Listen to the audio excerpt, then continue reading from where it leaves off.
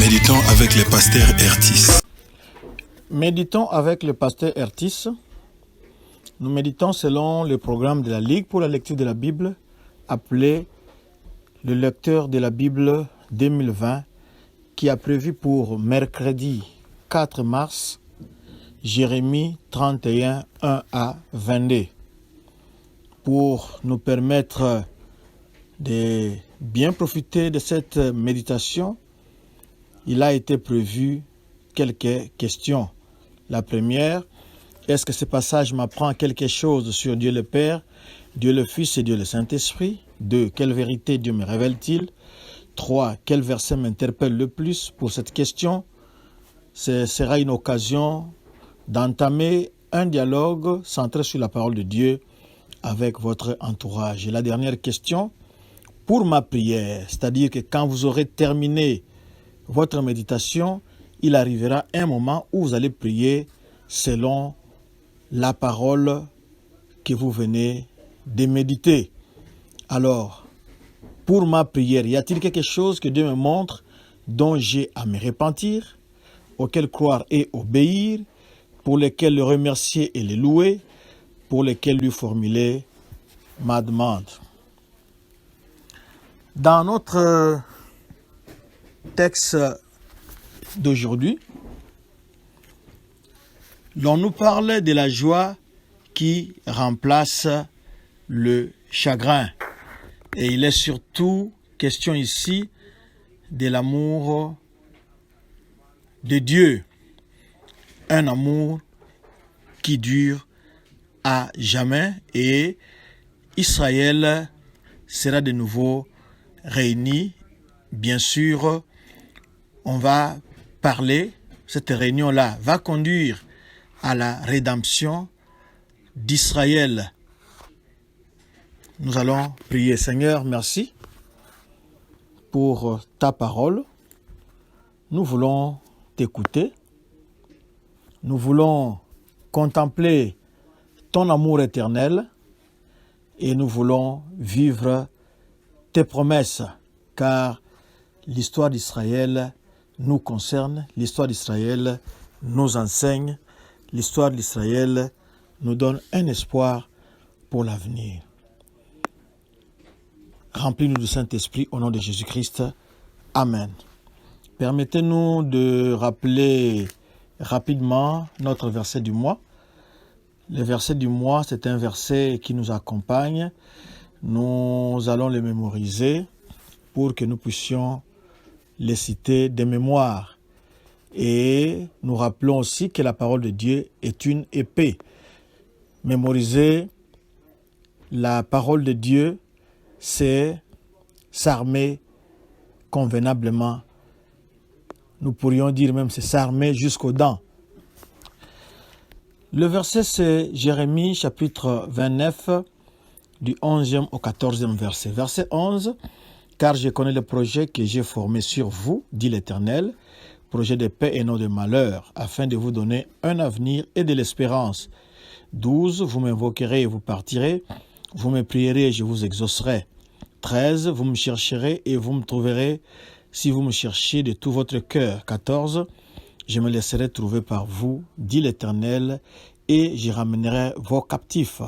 Je vous rassemblerai de toutes les nations et de tous les lieux où je vous ai chassés, dit l'Éternel, et je vous ramènerai dans les lieux d'où je vous ai fait aller en captivité. » Jérémie 29, 11 à 14.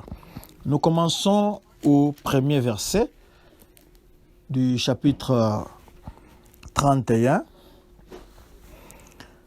Ici, nous avons une promesse qui concerne toutes les familles et tous les clans, c'est-à-dire toutes les tribus d'Israël, pas seulement pour Juda. Je pense que pour ceux qui ne le savent pas, rappelons que les Juifs étaient divisés en Juda et Israël. Tous étaient des Juifs et étaient enfants de Dieu. Alors, disons pour nous que cette restauration va inclure tous les peuples qui croient en Dieu. Au verset 3, le verset 3, nous voyons ici Dieu qui va vers son peuple avec sa gentillesse qui est motivée par un profond et éternel amour. L'amour de Dieu est très profond et c'est un amour éternel. Rien ne pourra nous séparer de cet amour.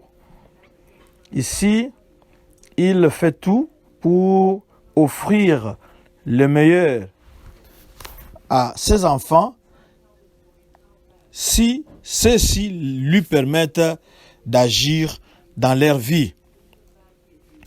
Avec beaucoup de mots pour attirer leur attention, c'est-à-dire pour les avertir au sujet des péchés. Ici, nous voyons Dieu qui leur rappelle son amour éternel, son amour magnifique, qui donne au peuple un souffle d'air fraîche, parce qu'ils étaient en esclavage, ils étaient en déportation, ils n'étaient pas chez eux. Alors, le fait d'écouter des bonnes nouvelles en provenance de Dieu, c'était comme un souffle d'air frais, quelque chose qui vient vous revigorer. Mieux,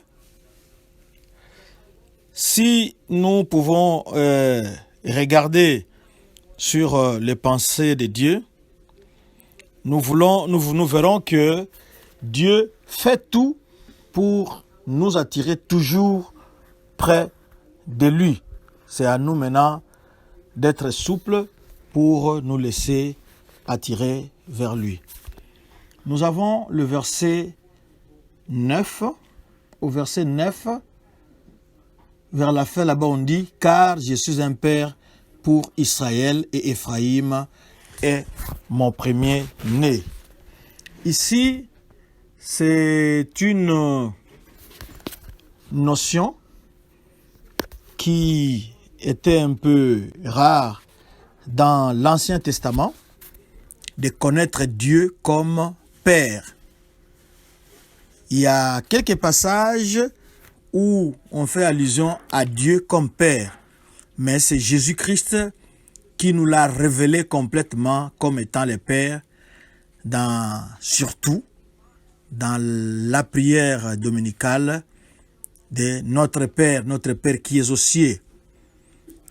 Alors, on est en train de nous présenter Dieu comme étant le Père, et c'est dans Deutéronome 32, verset 6, Ésaïe 63, verset 16. Israël était quand même familier avec cette idée, mais ici nous voyons que Jérémie en parle clairement et, comme nous l'avons dit, Jésus-Christ nous l'a montré aujourd'hui comme Père. Et c'est nous qui sommes dans le Nouveau Testament qui en bénéficions plus, parce que Jésus-Christ a ouvert la porte, a ouvert les chemins vers le Père. Surtout quand les rideaux du temple s'étaient déchirés de haut en bas. Du verset 10 au verset 14, nous voyons ici que Dieu promet une grande fête dans le futur. Ici, nous voyons Dieu dans le futur en train de racheter son peuple. Il leur donne tout le bonheur, toute la bénédiction qu'ils ont et qu'il a pour eux, pour son peuple. Nous pouvons aussi les lire, Ésaïe 25, 6 à 10. Et là, nous aurons de plus amples détails sur cette grande future fête pour l'avenir. Ça sera une très grande fête que Dieu promet à son peuple. Et au verset 14, nous devons savoir qu'il y a qu'il y aura beaucoup de sacrifices qui seront offerts au temple par les prêtres. Et quand il y a beaucoup de sacrifices qui sont offerts, d'après Lévitique 7, 31 à 36, nous verrons que les prêtres, dans ce passage-là, devaient recevoir quelque chose. Donc, quand il y a beaucoup de sacrifices, ça signifie que les prêtres aussi seront gâtés. Dieu est le Dieu qui pourvoit aux besoins des prêtres et de leurs familles, surtout lorsqu'il y a des sacrifices qui sont offerts au temple. Quand on apporte beaucoup de sacrifices au temple, cela signifie que ce peuple-là est en train de vivre dans la prospérité et dans l'abondance. Nous pouvons lire les psaumes 36, verset 8, 63, verset 5 et Ésaïe 55, verset 2. Quand le peuple est béni, il l'exprime dans l'abondance des offrandes qu'ils apportent. Le verset 15 nous parle de Rachel. Rachel était la femme favorite de Jacob, qui était un patriarche en Israël. Et ici, Rachel est la mère symbolique des tribus du Nord. Ces tribus du Nord avaient été amenées en captivité bien avant les tribus du Sud, et ces tribus du Nord avaient été amenées en captivité par les Assyriens. Rachel, ici, elle est décrite comme pleurant pour les exilés. Elle pleure à Rama. Pourquoi Rama? Car c'est à Rama qu'on avait assemblé les gens qu'on avait capturés à Jérusalem. Les gens qu'on avait capturés de partout, les Juifs qu'on avait capturés, et leur point de rencontre et de départ et de déportation, c'était Rama. C'est pour cela que leur mère, Rachel, était en train de pleurer là-bas. Mais ce verset aussi a été cité dans Matthieu 2, 18 pour décrire la tristesse des mères de Bethléem quand leurs fils d'à peu près 2 à 4 ans avaient été tués. Ces pleurs étaient très grandes à cette époque-là. Imaginez-vous le même jour ou la même période, on tue les petits-enfants et les mères seront inconsolables. Du verset 18 au verset 20, ici ce sont des versets qui expriment une blessure et surtout le deuil sur les péchés passés, sur les péchés qu'on avait déjà commis. Éphraïm, nous avons dit ici au verset 9, peut-être qu'on peut revenir là-bas, on nous a parlé d'Éphraïm. Éphraïm était le fils aîné. Et si vous vous référez à la Bible, le fils aîné avait droit à une double portion d'héritage.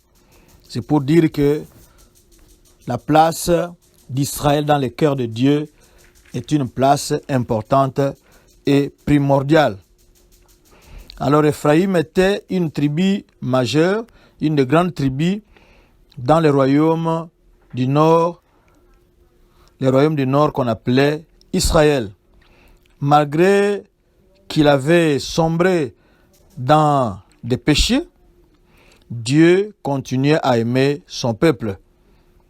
Bien sûr, il y aura un reste qui va retourner à Dieu en se repentant de ses péchés. Et Dieu sera disposé à leur pardonner. Dieu continue à vous aimer malgré tout ce que vous avez fait de mal. Il va vous pardonner si et seulement si vous retournez à lui. Êtes-vous prêt à retourner à lui en ce moment? Si c'est votre désir, prions. Seigneur, c'est votre prière, s'il vous plaît. Répétez après nous. Seigneur, j'ai entendu ta parole. J'ai compris que ma façon de vivre ne t'a point glorifié. Je viens à toi te demander pardon. Comme le Fils prodige, je reviens à toi. Merci de m'accueillir. Amen. Voici notre adresse. Sur Facebook, c'est Doxadeo Lushi. Sur Twitter et YouTube, c'est Doxadeo Lubumbashi. Visitez notre site internet www.églisedoxadeo.com. Que Dieu vous bénisse. Shalom, shalom.